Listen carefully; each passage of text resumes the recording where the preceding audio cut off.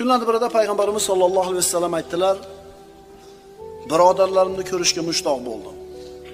Sahobalar aytishdi: "Axir biz sizni birodarlaringiz emasmizmi?" Payg'ambarimiz aytdilar: "Yo'q, sizlar mening ashoblarimsiz.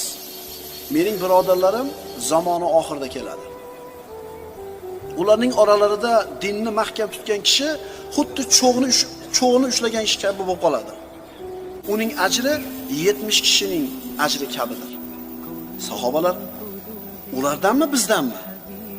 Ya'ni ulardan bittasini ajri bizni 70 tamiz ajrimizda qilib bo'ladimi yoki bizni ajrimizda ulardan 70 tasi bilan teng bo'ladimi deganida payg'ambarimiz aytdilar: "Balki sizlardan 70 kishining ajri ularning bittasini ajri kabi bo'ladi." Bu qaysi zamon?